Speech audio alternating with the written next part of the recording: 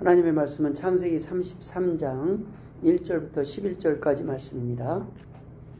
야곱이 눈을 들어보니 에서가 400인을 거느리고 오는지라 그 자식들을 나누어 레아와 라헬과 두 여종에게 맡기고 여종과 그 자식들은 앞에 두고 레아와 그 자식들은 다음에 두고 라헬과 요셉은 뒤에 두고 자기는 그들 앞에서 나아가되 몸을 7번 땅에 굽히며 그 형 에서에게 가까이 하니 에서가 달려와서 그를 맞아서 안고 목을 어근 맡기고 그와 입 맞추고 피차 우니라.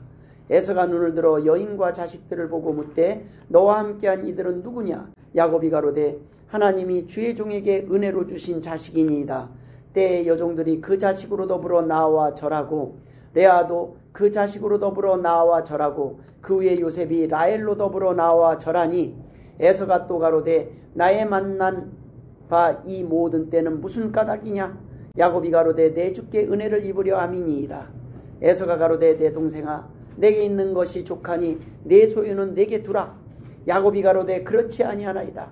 형님께 은혜를 얻었사오면 청컨대 내 손에서 이 예물을 받으소서. 내가 형님의 얼굴을 배운즉 하나님의 얼굴을 본 것 같사오며 형님도 나를 기뻐하심이니이다. 하나님이 내게 은혜를 베푸셨으니 나의 소유도 족하오니 청컨대 내가 형님께 드리는 예물을 받으소서 하고 그에게 강권함에 받으니라. 아멘. 오늘 본문을 중심으로 화해를 위한 용서라는 제목으로 함께 은혜를 나누길 원합니다. 레오나르도 다빈치가 살아생전에 아주 미워하는 왼수가 한 명 있었다고 합니다. 그래서 그가 그림을 그릴 때 내가 언젠가는 이 원수의 얼굴을 꼭 한번 그려야 되겠다. 그래서 최후의 만찬이라는 작품에서 이 원수의 얼굴을 배신자 가룟유다의 얼굴로 다 그 원수의 얼굴을 그렸습니다. 그리고 나서 예수 그리스도의 얼굴을 그리려고 하는데 아무리 노력해도 그릴 수가 없었다고 합니다. 마침내 그의 마음속에 그 가지고 있는 증오심이 자기 예수를 망쳐놓는다는 사실을 깨닫고 그는 그 원수를 찾아갑니다. 그리고 용서하고 화해를 합니다. 그랬더니 그제야 그가 힘있게 예수 그리스도의 얼굴을 그릴 수가 있었다고 합니다. 저는 이 자리에 목사로 쓰는 것에 대해서 감사하는 것 한 가지가 있습니다.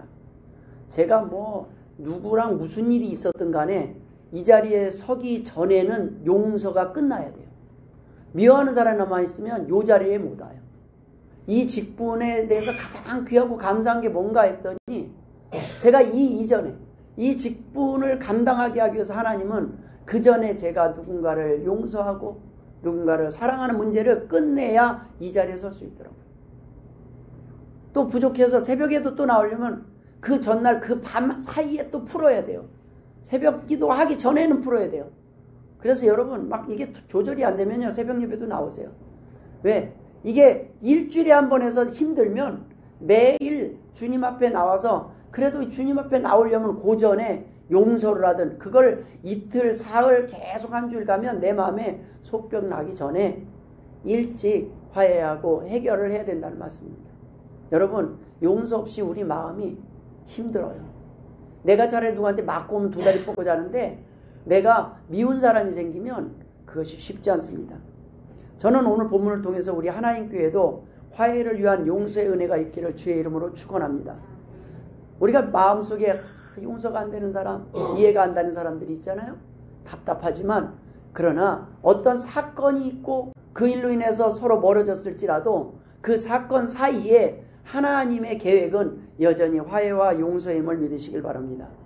여러분 오늘 본문은 야곱과 에서 그것도 형제가 헤어져서 20년간 헤어져서 살다가 20년이 넘어서 만나서 화해하는 내용입니다. 저는 오늘 본문을 통해서 첫 번째 나누길 원하는 은혜는 다를 때가 용서가 필요할 때라는 겁니다. 야곱과 에서는 같은 뱃속에서 동시에 태어났어요.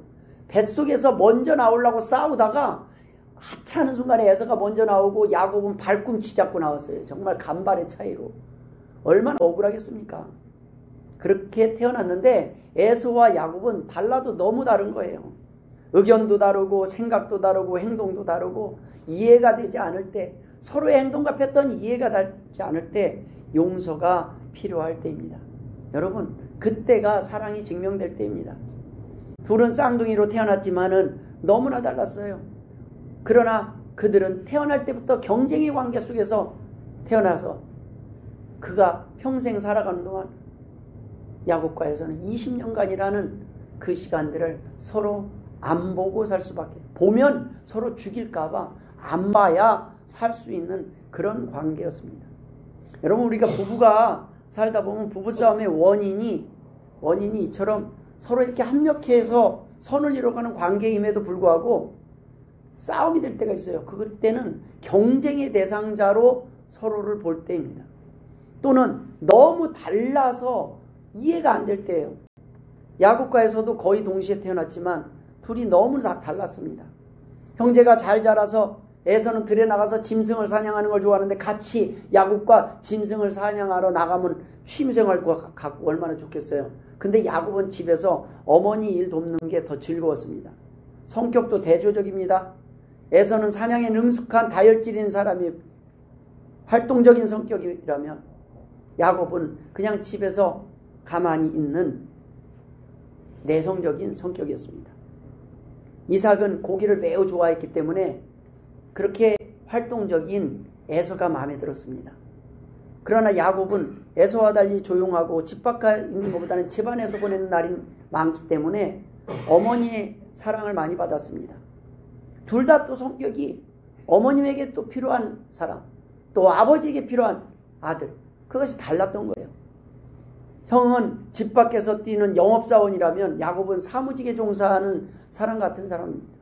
야곱은 사색적이고 어떤 일에 한번 몰두하면 끝을 보고 마는 그런 성격을 가졌다면 우리 야곱은 그 모든 면에서 에서와 너무 달랐습니다. 이러한 살아가는 모습 속에서 우리는 우리의 모습을 발견할 수밖에 없습니다. 우리는 이렇게 서로 다른 사람들입니다. 하나님이 이렇게 다르게 만드셨다는 거예요. 정말 똑같은 사람이 한 명도 없어요. 이렇게 가만히 보면 비슷한, 여기 본문은 뭐냐면 쌍둥이도 다르다는 거예요. 같은 뱃속에서 같은 시간에 태어난 쌍둥이도 다르다는 거예요. 우리가 자녀를 키우다 보면 진짜 내 자식 맞나 싶을 때가 있지 않습니까? 그런데 내 자식도 열을 낳아보면 다 달라요.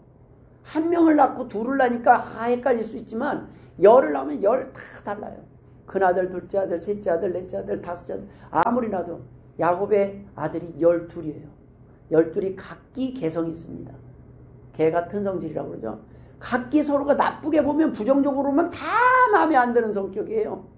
근데 하나님은 그 사람들을 사랑하시고 한 민족으로 세우셨어요. 이스라엘 민족으로 사용하시는 거예요. 여러분, 우리의 삶은 이렇게 다른 사람들과 살아갈 수밖에 없는 것이 인생이라는 말씀입니다. 이 땅에 사는 사람들은 부부도 부모도 자녀도 달라도 너무 달라요. 다 내 뱃속의 자녀인데 내 자녀가 맞나 싶을 정도로 우리는 그런 의문이 가져질 때가 있습니다. 그리고 내가 원하는 대로 크지도 않아요. 내가 원하는 대로 크는 것 같으면 아내의 눈에는 한없이 또 마음에 안 드는 거예요. 서로 간에 마음에 안 드는 거예요. 부모의 눈에는. 다 마음에 드는 자녀가 어디 있겠습니까? 다 마음에 드는 사람이 어디 있겠습니까? 우리는 모두가 마음에 들 수가 없어요. 그러나 마음에 드는 한 면을 보고 우리는 서로 사랑하는 거예요. 내게 없는 한 가지, 그 하나를 귀히 여겨야 우리가 합력해서 선을 이룰 수 있는 하나님이 원하시는 교회, 공동체가 된다는 겁니다. 흠을 찾는다면 끝없어요. 우리는 어떻게 완벽합니까? 제가 설교를 해. 그러면, 목사님, 어느 교회 목사님은 또 설교를 이렇게 예화를 기가 막히게 하시던데요. 그냥 오늘은 또 예화를 했더니, 목사님, 어떤 목사님은 또 말씀 중심으로 기가 막히게 하시던데요. 목사님, 어느 교회를 가니까 금요철야가 뜨겁던데요. 모든 것을 다 하려다가 보니까, 모든 것을 완벽하게 채우면 완벽해지는 게 아니라, 그것은 너가 채워라. 이 말씀입니다. 그것은 너희들이 채워라. 너희들이 이해하고 너희들이 수용하면, 여러분, 제가 자녀를 키워보니까 키워본 것도 아니에요. 사실은 지들이 알아서 컸어요. 보니까. 각자 알아서 크더라고요. 키우는 것 같지 뭐 내가 하지만 가만히 보니까 알아서 다 커요. 그런데 그 자녀들이 제가 원하는 모습을 하고 있지 않더라고요. 근데 제가 자녀들에게 뭐가 섭섭한가 보니까 그렇지만 저는 최선을 다해서 노력을 했어요. 제가 본 부모님들의 90% 이상은 다 배웠건 안 배웠건 돈을 많이 벌었건 안 벌었건 그 부모님들이 자식은 사랑하고 최선을 다해서 노력한 그 모습, 그 부모의 형편에 비해서 그 부모의 능력에 비해서는 과할 정도로 노력하는 그런 모습들을 봐요, 사실. 근데 자녀들은 그걸 좋게 해석을 안 해요. 어느 날 좀 머리 크면은 그때 하는 말들이 참 우리 마음이 아플 때가 있어요. 옆집 부모하고 비교하는 거예요. 어떤 부모는 뭐하고 아버지는 뭐 엄마는 그 옆집 가니까 카레라이스를 기가 막히게 해주던데 그럼 섭섭한 거예요. 어디 엄마는 김치찌개밖에 못 끓여? 그러면 또 속상한 거예요. 아버지가 내게 해준 게 뭐 있어? 그래 버리면 또 열받는 거예요, 내가. 왜요? 우리 자녀들은 부모를 100점으로 매겨주면 참 좋을 텐데, 최선을 다한 것을 알아주면 좋을 텐데 그러지 않아요. 우리는요, 할 수 있는 게 최선밖에 없어요. 우리는 절대 누구를 만족시킬 수 없습니다. 솔직히 해서 내 아내, 내 남편도 만족시킬 수가 없어요. 정말 사랑하긴 하는데 나를 바라보는 그 눈을 보면 옆집 남자, 옆집 남편과 자꾸 비교하는 것 같아요. 누구는 이렇고 누구는 이렇고. 또 아내도 마찬가지입니다. 예. 또 이제 기껏 열심히 하면은 내 젊었을 때 또 그래도 좀 됐는데 이제 나이가 들어면 쭈글쭈글하는데 자꾸 더 이쁜 젊은 애만 이렇게 눈 이렇게 보는 것 같지 않나. 우리는 그 수많은 비교 속에서 어떻게 우리가 100점 만점이 될 수 있겠습니까? 근데 여러분, 100점으로 봐주는 것이 가족이고 교회예요. 그래도 우리 위해서 밥 해준 사람은 부모밖에 없잖아요. 우리 교인들 서로 나누는 건 우리에게 그래도 뭐라도 가지고 조금씩 나눌 수 있는 것. 다른 사람들은 우리가 아플 때 우리를 위해서 기도를 합니까? 근데 우리는 위해서 기도하잖아요. 그 사람이 잘 되기를 원하고 힘들면 빨리 극복하기를 원하고. 여러분, 서로 다르긴 다르지만 이 다름이 또한 하나님의 계획 속의 힘이라는 말씀입니다. 내가 해결할 수 없는 것들을 누군가가 해결해요. 여러분, 하나님께서는 이 모든 것 가운데서 다르게 만드신 분은 너희가 다름을 통해서 완벽해질 수 있기 때문입니다. 눈만 12개를 만들어 놓지 않고 눈은 2개면 족하다. 입은 하나면 족하다. 입이 3개를 만들어 놓고 다 떠들고 있으면 얼마나 시끄럽겠어요. 입은 2개면 1개면 족하다. 하나님은 우리에게 적절하게 필요한 것들로 다 만드셨어요. 여러분, 저는 저의 연약함이 이 교회만 오면 풍성함을 느껴요. 내 연약함이 내 아내와 있을 때 내 부족함이 채워지는 것을 느껴요. 내가 아무리 잘났다도 그래도 자녀를 통해서 내가 힘들 때 그래도 아빠 어디 아파 하고 쫓아오는 거는 자녀들밖에 없고, 또 그래요. 이상하게 어떤 일이 터지면 그때는 가족이 오는 것을 우리는 확인할 수가 있어요. 가족은요, 위기 때 가족이 옆에 남아있는 것을 확인할 때가 많이 있습니다. 우리 교회도 마찬가지예요. 평상시에 해준 게 뭐 있어? 평상시에는 안 하는 거예요. 각자 살아가는 거예요. 그러나 우리가 무슨 일이 생기면 우리는 뭉쳐지고 모여지는 것이 하나님이 원하는 세상입니다. 교회와 가족의 다양함은 풍성함입니다. 다양함은 때로는 연약함이기도 합니다. 그렇지만 우리는 그 연약함 통해서 우리는 당신 없이는 못 살아, 혼자서는 못 살게 만드셨어요. 함께 지내는 이 즐거움을 누리다 보면은 혼자서는 못 살아요. 심심해서 못 살아요. 여러분, 요즘 부부가 이혼을 많이 합니다. 혼자서 살만하다고 생각하는 겁니다. 그러나 여러분, 그건 실수예요. 아무리 안 맞아도 같이 있는 게 그래도 나와요. 나중에 혼자 지내보니까, 저는 혼자 지내봤거든요. 혼자 지내면 싸울 사람이 없는 게 힘들어요. 그냥 나를 욕하더라도, 나를 미워하더라도 누가 미워했으면 좋겠어요. 아무도 나에게 밥을 먹냐 뭐를 하냐 묻을 사람이 없는 거예요. 여러분, 누군가가 옆에 있는 것은 하나님의 뜻이에요. 하나님은 함께 하길 원합니다. 창세기 2장 18절에 아담을 만드시고 하나님이 제일 먼저 여호와 하나님이 이르시되 사람이 혼자 사는 것이 좋지 아니하니 내가 그를 위하여 돕는 배필을 지으니라 하시니라. 근데 이제 우리는 같이 사는데 외로워지고 우울증에 걸려요. 왜 그렇습니까? 같이 사는데 이제 대화가 안 돼요. 대화가 불통해요. 뭔 얘기만 하면 나는 A를 얘기하면 상대방은 B를 얘기해요. 이거는 달나라 언어, 별나라 언어를 하는 것 같아요. 정말 답답해요. 제가 성경을 그렇게 연구해도 아직도 이해 못하는 게 여자의 마음이에요. 어떻게 하면 여자의 마음을 듣까? 100점을 맞을 수 있을까? 뭐 이것저것 상담을 공부하고 다 해도요, 제 아내의 마음은 아직도 100점을 못 얻어요. 왜 그런가 콩콩이 생각하니까 평생 그거는 받을 수 없는 점수예요. 왜요? 그것이 여자이기 때문에 그래요. 100점을 주면은요, 남자는 교만해져요. 남자에게서 하는 거는 90점을 주는 거예요. 항상 남자가 더 노력해보라고, 나 포기하지 말라고, 나 조금 더 사랑해달라고 항상 90점을 주는 거예요. 여러분, 하나님은 우리가 서로 돕기를 원하십니다. 예수님과 우리를 어떻게 비유했어요? 신랑과 신부로 비유를 합니다. 서로 하나가 되는 거예요.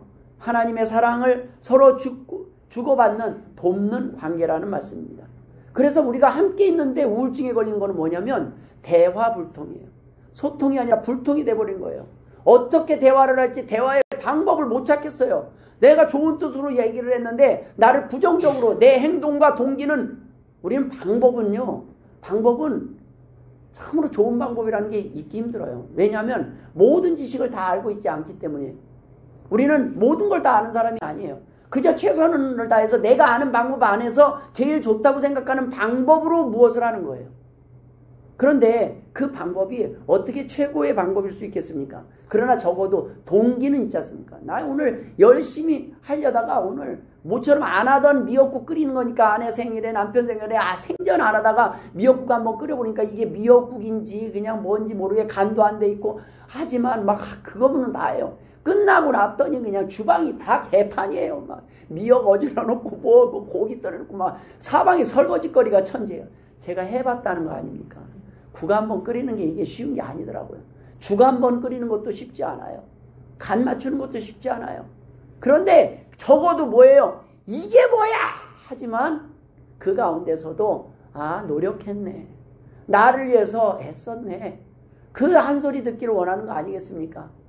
때로는 그것도 자신 없어서 저녁에 3분 미역국 데피면 되는 그거라도 끓여서 전자레인지에 데펴서 꺼내면 이거밖에 못해가 아니라, 네, 우리도 다, 남자들도 그래요. 결혼기념일, 무슨 기념일만 되면, 크리스마스만 되면 왜 아내에게 다이아몬드 반지 안 해주고 싶은 마음이 어디 있겠습니까? 솔직히 다 해줘요. 근데 진짜 집 팔아갖고 담보해갖고 다이아몬드 목걸이 사왔으면은 큰일 날 겁니다. 그날로. 여러분, 마음만은 받아주세요. 마음만은 아내도 남편도 최선을 다하고 있다고 믿어줄 때 우리는 하나가 될 수 있는 거예요. 우리가 사는 모습의 방법들이 지금 내가 원하는 방식으로 되지 않을지라도 우리는 그걸 좋게 이해해야 돼요. 우리가 사는 모습을 보면 정말 우리가 하나님의 자녀가 맞나 싶을 때가 있습니다. 여러분, 하나님처럼 사는 것이 하나님의 자녀가 아니라 하나님의 자녀이기 때문에 하나님과 닮아가면서 살아가는 것입니다. 누구보다도 우리는 이해와 화해가 필요한 사람들입니다. 야곱과 에서는 화해를 하고 싶었습니다. 친해지고 싶었습니다. 회복하고 싶었습니다.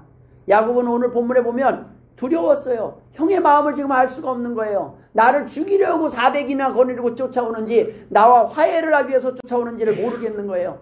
그런데 야곱은 오늘 본문을 어떻게 해요? 결국엔 형에게 나가는데 죽기를 각오하고 나간 거예요. 형 에서 앞에 그 어떻게 7번이나 절을 하면서 엎드리면서, 여러분 한번 해보시오. 제가 이거 본문 보고 한번 해보려고 그랬어요. 7번이나 절을 하면서 형 앞에 나아가는 그 액션이 쉬운 액션이 아니더라고요. 완전히 내 목숨을 형에게 다 맡기고 나가는 거예요. 그런데 형은 어떻게 해요? 끌어안아줬어요. 어근닫고 목을 어근맞고 서로 울었더라라고 오늘 보면 이것이 하나님이 하시는 일이에요. 여러분, 에서의 마음에 야곱을 향한 사랑으로 바꾸신, 분노를 사랑으로 바꾸신 분은 하나님이셔요. 너 야곱에게 그러지 말아라. 너 동생에게 그러면 안 된다. 야곱에게는 형에게, 형의 마음을 그래도 풀어줘. 그래서 야곱이 혹시나 죽을까 해서 먼저 예물 보내고, 그 다음에 미워하는 순서, 덜 사랑하는 순서를 레아 먼저 보내고, 그 다음에 라헬 보내고, 그 다음에는 안 되면 요셉은 또 따로 남기고, 사랑하는 순서 해놓고 제일 마지막에 그 다음에 자기가 나아갑니다. 여러분, 산다는 게 무엇입니까? 산다는 건 그저 밥 먹고 자고 이것이 아닙니다. 그건 동물들도 해요. 사람의 삶에는 사명이 있습니다. 성경 전체의 그 사명이 뭘까? 결국은 사랑하기 위해서 살아가는 거예요. 함께 사는 법을 배워야 됩니다. 서로 다르니까 서로 대화가 불통이고 힘들어요. 그러니까 사랑 아닙니까? 이렇게 안 맞는데 지금까지 이혼 안 하고 사는 것 자체, 그보다 더 사랑을 증명할 방법이 없어요. 마음에 안 들어요. 사사건 거. 근데 내 자식 버립니까? 내칩니까? 그래도 품에 안고 가고, 내 남편 내 아내 그래도 밥 차려주고 일하고, 그런 것이 사랑이라는 말씀입니다. 여러분, 우리가 무엇을 말하기에 겁날 때가 있어요. 대화가 안 통하니까 답답할 때가 있어요. 근데 여러분, 적어도 한 가지, 우리 사랑합시다. 마음 안에 미워하지는 맙시다. 서로가 안 통하는 건 둘 다 똑같아요. 입장은 답답한 건. 남편만 답답한 것도 아니고 아내만 답답한 것도 아닙니다. 서로 나의 행동을 적어도 부정적으로 해석해 주지 않기를 원하는 거예요. 나 그래도 애썼어. 여보 당신 애쓴 건 아는데, 그런데 여기 다음에 나오는 말 때문에 상처를 받아요. 그런데 그것은 정말로 우리가 가족이니까 하는 말 아니겠습니까? 서로 조언을 하고, 그런데 그 조언이 또 기분 나쁘게 들릴 수가 있어요. 여러분, 왜 그걸 기분 나쁘게 받아요? 이전에 많은 상처를 받았기 때문입니다. 지나친 방어기제가 작동해요. 경기를 할 때가 있어요. 어떤 단어 한마디에. 별 단어 아닌데, 근데 그 단어에 나는 큰 상처를 받을 수가 있어요. 서로가 다른 경험과 지식 때문에 오해도 있습니다. 여러분, 달걀 씻는 법 아십니까? 저는 이번에 처음으로 알았어요. 달걀에, 저희 닭들이 알을 낳고 나면은 똥이 묻어 있어요. 좀 깨끗하게 나올 때도 있지만, 그러면 그걸 씻어주려고 제가 오면, 이게 마르면, 좀 늦게 하면 마르면 잘 안 떨어져요. 그래서 물에 좀 넣어놨다가 하면 잘 떨어져요. 저는 그릇에다 담아서 물에 넣어놨더니 아내가 그걸 다시 꺼내놨어요. 저는 물에 넣어서 씻는 것이 좋다고 생각했고, 아내는 그렇게 하는 게 좋지 않은 걸 알고 있었던 거예요. 그래서 나중에 제가 검색을 해봤어요. 그랬더니 아내의 말이 맞았어요. 물에 씻으면 그 달걀에 있는 큐티클층이라는 게 있는데, 그게 파괴돼서 도리어 세균이나 오염물질이 달걀 안으로 스며들 수가 있어서 신선도가 빨리 떨어진답니다. 그 물로 씻는 게 아니래요. 그래서 나는 수많은 마트에 나오는 거를 정말 물로 안 씻고 손으로 씻을까, 이 의문이 생긴 거예요. 그러니까 다 먹고 살아왔던 건 우리는 다 물로 씻었던 건데 이러면 어쩌란 말인가, 이런 생각이 드는 거예요. 저희 집에 나는 거는 몇 개 안 되니까 하루에 한 알밖에 안 낳는 거 그냥 닦으면 되지만, 다른 사람들은 이거 어떻게 먹고 살았나, 그런 생각에 이거 상식적으로 저는 그게 좀 이해가 안 됐었어요. 근데 물론 신선도 빨리 먹으면 뭐 큰 문제가 없겠지만, 오래 두고 먹을 때 생기는 문제지만, 그러나 그 안에 그 신선도의 품질이 떨어져서, 그래서 원래는 그냥 이렇게 행주나 이런 걸로 닦는 게 좋답니다. 그걸로 닦는 게 훨씬 낫대요. 뭐 그러면 또 안 묻어 있겠어요? 일장일단이 있겠지. 그런데 누가 잘못이냐는 말씀입니다. 상식적으로 계란을 물로 씻는 것이 더 깨끗하다는 생각이 들 수도 있고, 이게 그냥 또 이제 물로 씻자, 이거 인터넷 검색하기 전에는 이 두 종류의 사람이 그냥 둘 다 확인될 수 없는 그 지식 갖고 대판 싸우고 이혼할 수도 있어요. 여러분, 이러한 것들이 둘 다 동기가 무엇이었습니까? 깨끗한 달걀 먹이고 싶고 먹고 싶은 거 아닙니까? 서로 동기가 좋으니까 싸움이 나면 더 상처가 커요. 둘 다 서로의 건강을 위해서 챙겨줬던 방법이기 때문에 더 화가 나는 겁니다. 우리는 사람들이 새로운 지식과 정보를 알기 전까지는 기존의 상식선에서의 그 상식을 가지고 일을 판단하고 처리합니다. 그리고 새로운 정보를 알고 있는 사람은 더 나은 정보를 가지고 판단을 해요. 아내의 입장에서는 제가 분명히 틀린 겁니다. 소위 말해서 9버전이에요. 아내는 업그레이드된 상식을 가지고 있는 거예요. 그런데 이런 것들을 통해서 그나마 이 모든 일들이 유튜브로 확인되면, 검색해서 확인되면 다행입니다. 근데 그러기 전까지는요, 둘 다 속상한 거예요. 둘 다 피해자가 되는 거예요. 여러분, 이거는 한 일례에 불과합니다. 모든 것을 판단해야 되는데, 그 판단할 때마다 서로의 생각과 의견조차 달라요. 그 기준이 달라져요. 그런 그 기준을 우리가 어떻게 맞춰갈 수 있겠습니까? 안 맞을 때 어떻게 하겠습니까? 그 기준을 세상의 상식이 아닌 하나님의 변하지 않는 말씀의 기준을 두기를 주의 이름으로 축원드립니다. 하나님의 말씀은요, 사람을 잘 알아요. 그래서 너희들이 의견이 다를 것도 아는 거예요. 니네들 사사건건 생각이 다를 것도 아는 거예요. 그러니까 그럴 때는 어떻게 해요? 사랑하래요. 이유가 없어요. 그냥 사랑하래요. 밤에 풀고 자래요. 너희들 오늘 싸웠지? 그건 알아. 그럴 수밖에 없어. 그런데 이유 불문하고 저녁에 손잡고 다시 자라는 거예요. 분방하지 말라는 거예요. 따로 자지 말라는 거예요. 여러분, 다름을 이해하는 것이 필요해요. 다름을 오해하면 서로 적이 돼버립니다. 다름이 불편할 때도 있지만 우리의 연약함을 해결해 주기 위해서 하나님은 나에게 없는 것을 채우라고 내 옆 사람을 보내주셨다는 거예요. 우리에게 없는 것들을 채우라고 우리 성도들을 만나게 하신 거예요. 우리들에게는 맞춤으로 하나님 보내신 거라는 말씀입니다. 여러분, 가족과 이웃을 사랑의 대상으로 여기느냐 경쟁의 대상으로 여기느냐의 차이입니다. 여러분, 이제는 싸움의 대상이 아니라 서로 채워주는 대상으로 서로 인정하면서 서로 격려하면서 사실 주의 이름으로 축원드립니다. 이게 잘 안 돼요. 이게 잘 되면 얼마나 좋겠습니까? 근데 개들을 보니까요, 자기보다 불쌍한 떠돌이 유기견들이 저희 집에 오는데 개가요, 저희 개들이 밥그릇을 내주더라니까요. 그래서 이 개 전문으로 포획하는 분이 와서 그러는 거예요. 개들 보니까 유기견들이 자기보다 불쌍한 걸 안 되는 거예요. 너네는 밥도 제대로 먹지, 먹어. 개들도 그거를 싸움의 대상이 아니라 돌봄의 대상을 알고 양보해 주는 거예요.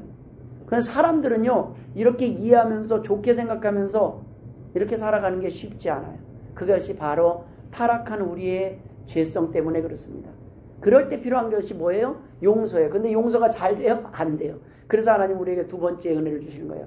화해를 위해서 용서하라는 거예요. 근데 이 용서가 안 되는 걸 아니까 이 용서가 사랑이라는 건 안 돼. 안 돼요. 그러니까 예수님이 어떻게 해요? 야, 용서는 이렇게 하는 거다. 내가 먼저 시범 보이게 하고 십자가에 달려들어가 있어. 내가 이 정도까지 너희들을 사랑한다. 내가 했으니까 너네는 지금 그 정도는 할 수 있지 않냐. 용서는 상대방이 틀리고 내가 옳을 때뿐만 아니라 상대방이 틀렸다고 생각하고 내가 옳다고 생각할 때도 화해를 끌어내는 힘이 있어요. 그러니까 옳고 그름과 상관없는 거예요. 용서는 해결할 수 있어요. 우리는 사실 내가 지금 막 옳다고 막 주장하는데 나중에 보니까 내 말이 틀렸어요. 그럼 깨갱하잖아요.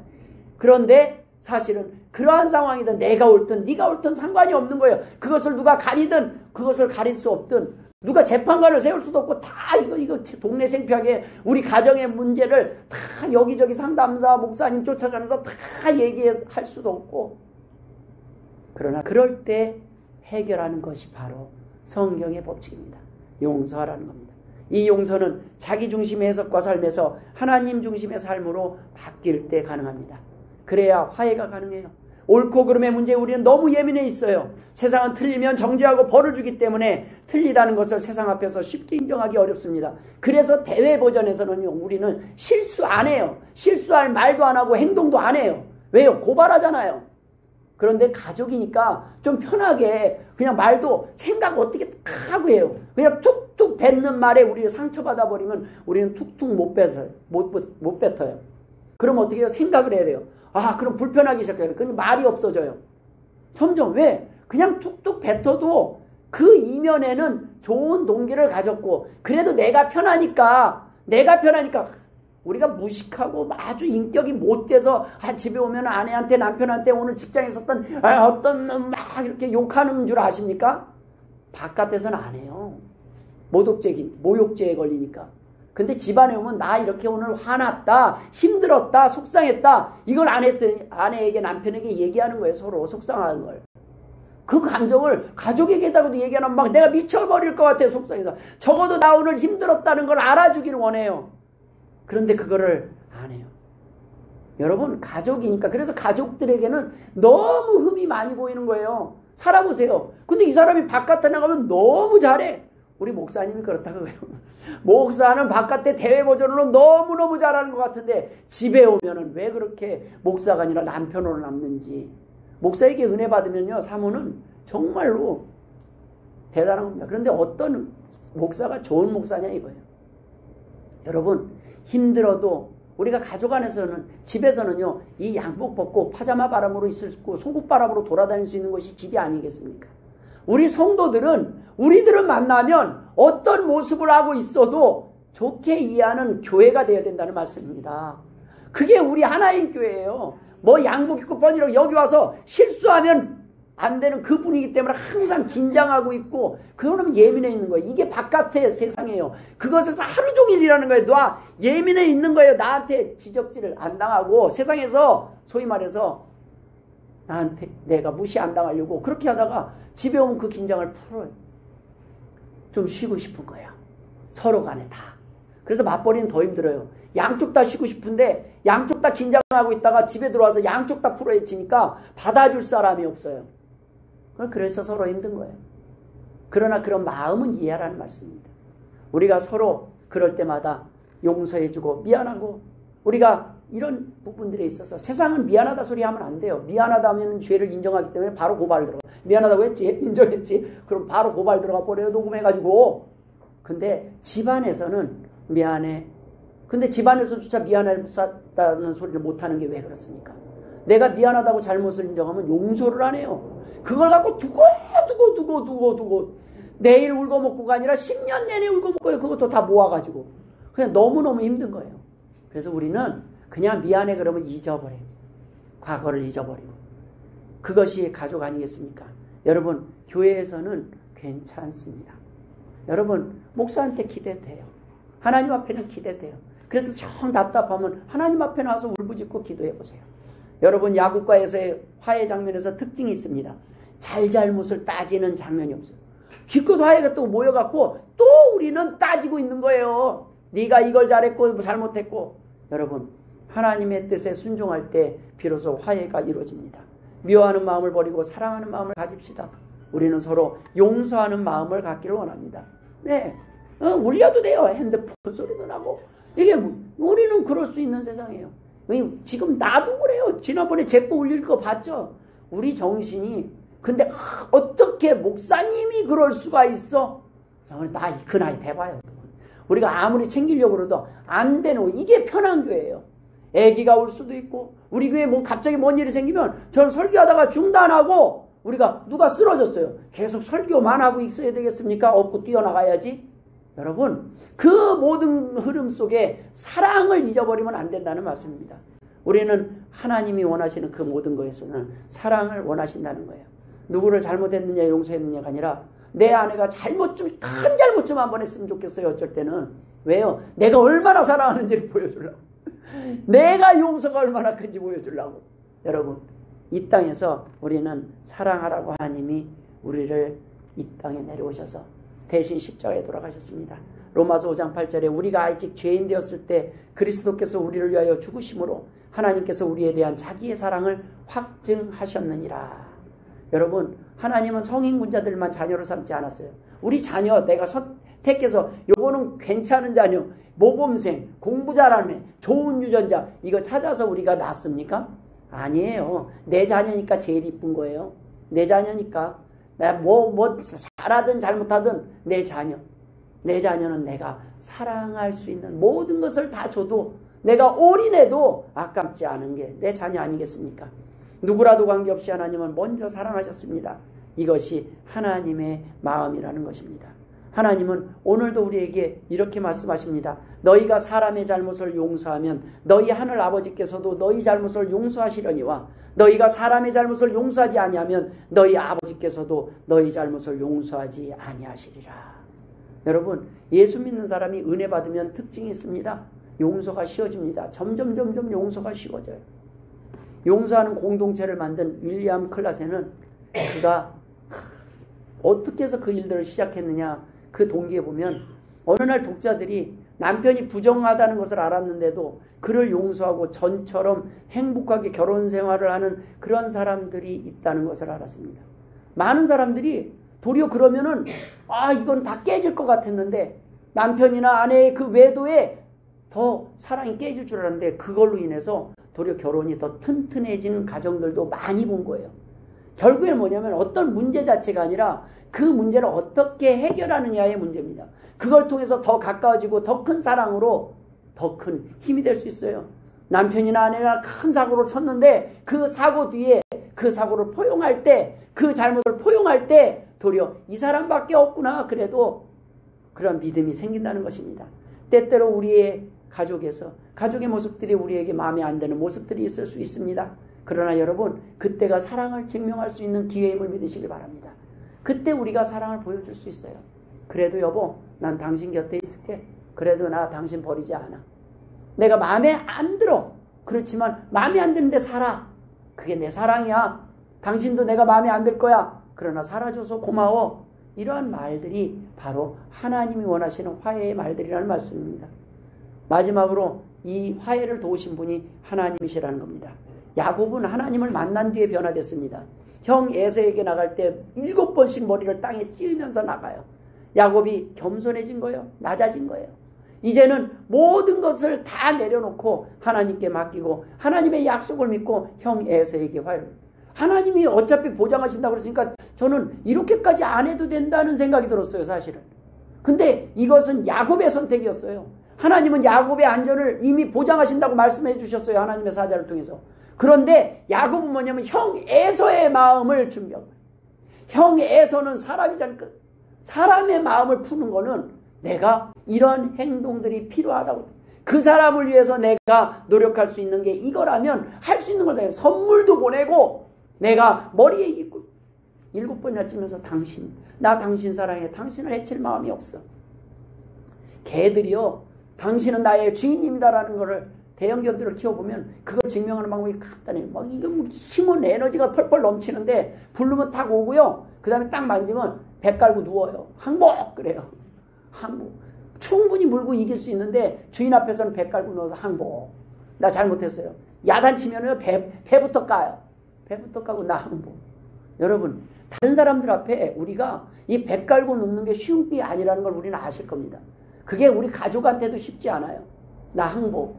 미안해. 내가 당신 항복할게. 그 항복이라는 말, 그때 화해가 이루어진다는 말씀입니다. 형은 형대로, 동생은 동생대로 서로 용서를 구하고 미안해합니다. 여러분, 이를 도우신 분이 하나님이십니다. 우리가 이 땅에서 용서하기를 거부하는 사람들은 하나님의 도우심을 거부하는 것입니다. 하나님의 뜻에 불순종하는 거예요. 우리의 방법으로 화해할 수 있는 방법이 없습니다. 왜냐? 우리는 서로 연약하기 때문에 누가 누구를 정죄할 만큼 그렇게 자격 있는 사람이 없거든요.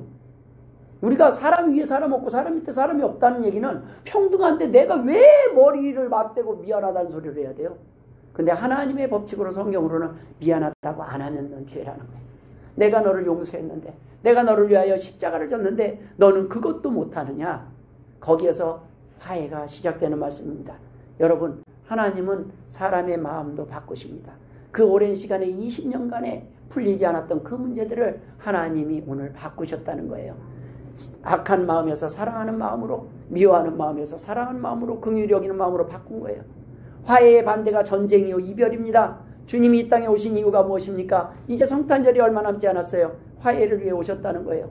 용서할 이유를 우리에게 주시기 위해서 오셨습니다. 인간의 삶은 언젠가 만나면 헤어집니다. 헤어짐을 전제로 사는 부부들의 싸움은 길어지지만 천국에서도 볼 걸 한번 생각해 봅시다. 천국에서도 우리는 봐야 되지 않겠습니까? 우리는 영원히 봐야 될 건데, 우리는 그냥 잠시 잠깐 잊고 있어서 보고 끝나는 것이 아니라 영원히 봐야 될 건데, 이왕이면 조금 더 사랑하고 용서하면 좋지 않겠습니까? 여러분, 우리가 이 땅에서 살아가는 동안 때로는 마음에 안 드는 것들이 많이 있을지라도, 또 부딪힐지라도 우리 오래가지 않았으면 좋겠습니다.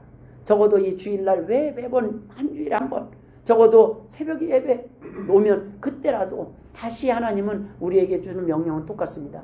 너 지금 기도하냐? 근데 용서했냐? 용서를 안 하면 예물을 드릴 때도 걸리고, 예배를 드릴 때도 걸리고, 기도를 할 때도 걸리고, 모든 것이 걸리게 만들었어요. 용서하지 않은 사람의 기도를 하나님이 들으시겠습니까? 적어도 미워하지 않은 마음으로 기도를 할 때 하나님이 우리의 문제들을 해결해 주신다는 말씀입니다. 그 용서가 안 되면 네가 병이 들기 때문입니다. 네가 아플 것이기 때문입니다. 화병이라는 말이 있어요. 용서 못한 사람들이 생기는 병입니다. 분해요. 속상해요. 이 화병이 오래가면요, 만병의 근원입니다. 저는 여러 사람을 신방을 했는데 특히 병원 신방에서요, 암에 걸린 사람들의 특징이 있어요. 갑자기 멀쩡했는데 확 발병되는 사람들의 특징이 있어요. 큰 화병이에요. 그 전후의 얘기를 들어보면요, 엄청난 스트레스 받는 일들이 생긴 거예요. 회사가 부도날 지경이든지 엄청난 위기에 있을 때 이게 몸 안에 있는 암세포는 원래 있는데 이게 발현이 되더라고요. 여러분, 화병은 우리의 영혼뿐만 아니라 몸도 상하게 합니다. 북아일랜드에서 이런 일이 있었답니다. 종교 간의 싸움이 계속 있어서 서로 간에 두 진영이 싸우고 있었습니다. 이러할 때 9살 난 소년이 신부를 마치고 그 싸움하는 중간을 지나가게 됩니다. 그런데 결국 그들의 쏜 총에 서로 막 서로 쏘는 총 가운데 맞고 죽었어요. 그 소년의 어머니가 너무나 슬퍼 속상했어요. 그러다가 생각을 하다가 이 피 흘리는 아들의 시체를 어깨에 메고 두 적진 사이를 걸어갑니다. 이를 본 어머니들이 너도 나도 소년의 어머니와 함께 행진을 합니다. 이를 지켜보던 서로 양 진영에서 총을 내려놓고 화해를 합니다. 그들이 싸움을 멈춥니다. 그리고 그들은 화해를 합니다. 한 소년의 죽음으로 원수가 친구가 되어 서로 사랑합니다. 우리는 내 자녀의 죽음만 보는 것이 아니라 내 자녀를 통해서 하나님이 우리를 살리고자 하는 그 하나님의 마음도 읽어야 될 때가 있습니다. 여러분, 예수님을 통해서만 화해할 수 있습니다. 이를 위해서 주님이 오셨기 때문입니다. 우리가 이 땅에서 살아갈 수 있는 것은 로마서 3장 25절에 예수를 하나님이 그의 피로써 믿음으로 말미암는 화목제물로 세우셨으니 이는 하나님께서 길이 참으시는 중에 전에 지은 죄를 간과하심으로 자기의 의로우심을 나타내려 하심이라. 여러분, 예수를 믿는다면서 우리가 용서할 수 없다면 예수의 피를 모독하는 것입니다. 예수를 믿지 못하는 겁니다. 주님은 주님이 원하는 그 예수님을 통해서 예수님의 보혈의 공로를 믿는 그 용서를 통해서 이 세상을 회복시키기를 원하십니다. 하나님의 자녀들이 백성들이 행복하기를 원하십니다. 오늘도 누구든지 예수를 믿으면 하나님과 화해할 뿐만 아니라 하나님을 아버지로 섬김으로 인해서 용서가 쉬워지는 사람이 된다는 거예요. 어제보다 오늘 용서가 쉬워지는 주의 복된 성도들 되시길 주의 이름으로 축원합니다. 기도하겠습니다. 하나님 아버지 은혜를 감사드립니다. 참으로 연약한 저희들을 하나님의 자녀로 불러주시고 오늘도 우리가 용서하기를 바라시면서 우리를 용서하신 하나님, 오늘도 그 하나님께 감사하는 주의 백성들에게 끝까지 하나님 앞서 행하시며 도와주옵소서. 감사하며 예수님의 이름으로 기도드리옵나이다. 아멘.